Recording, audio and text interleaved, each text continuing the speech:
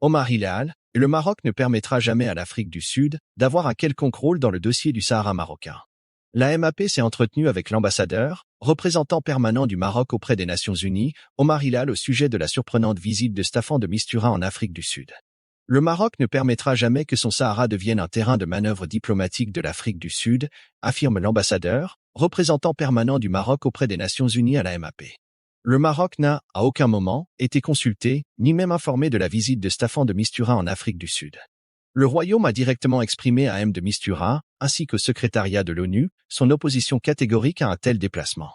Le Maroc espère qu'il ne s'agit pas d'une défiance de la part de M. de Mistura, mais d'une simple erreur d'appréciation sur la véritable posture de l'Afrique du Sud. Le Maroc catégoriquement opposé à cette visite et de Mistura ainsi que l'ONU le savait. Le Maroc a choisi de répondre à la récente visite de l'envoyé personnel du secrétaire général de l'ONU pour le Sahara marocain, Staffan de Mistura en Afrique du Sud par la voix de Omar Hilal, l'ambassadeur, représentant permanent du Maroc auprès des Nations Unies. Une visite étrange effectuée ce mercredi 31 janvier à l'invitation du gouvernement de l'Afrique du Sud avec pour ordre du jour, le Sahara.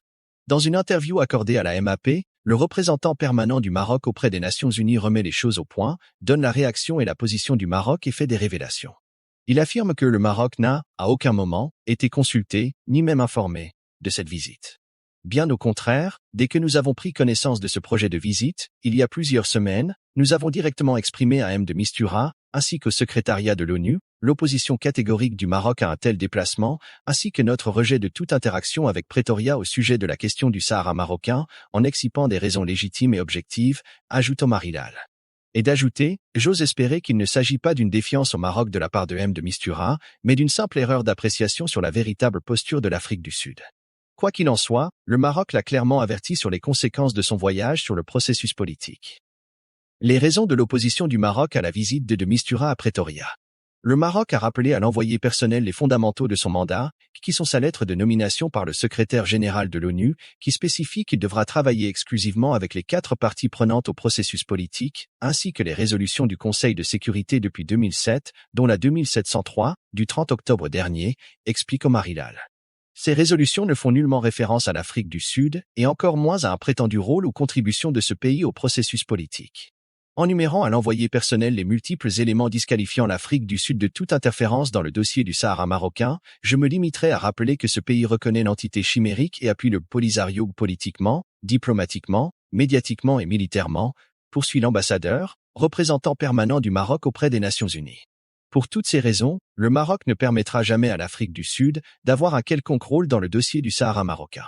Pretoria a été et demeure toxique pour la question du Sahara marocain, souligne-t-il. Pour le Royaume, il n'y a qu'une seule et unique approche. C'est celle des tables rondes, telle que préconisée par les résolutions successives du Conseil de sécurité. Le représentant du Maroc auprès des Nations Unies rappelle que pour le Royaume, il n'y a qu'une seule et unique approche. C'est celle des tables rondes, avec la participation exclusive du Maroc, l'Algérie, la Mauritanie et le Polisario, telle que préconisée par les résolutions successives du Conseil de sécurité.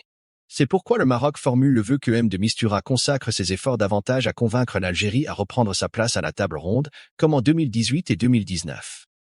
Il a un mandat clair et fort du Conseil de sécurité en vue de faciliter une solution politique, réaliste, pragmatique, durable et de compromis à ce différend régional. À cet effet, Sa Majesté le Roi a tracé la voie pour le règlement définitif de ce différend régional à travers l'initiative marocaine d'autonomie, dans le cadre de la souveraineté et l'intégrité territoriale du Royaume, poursuit-il. La vision du souverain puise sa force dans le droit international, ajoute Omar Hilal, et sa légalité dans sa conformité aux paramètres édictés par les résolutions du Conseil de sécurité. Les larges reconnaissances et soutiens internationaux de la marocanité du Sahara et de l'initiative d'autonomie confortent au quotidien la vision royale pour nos chères provinces sahariennes, définitivement et éternellement marocaines, conclut-il.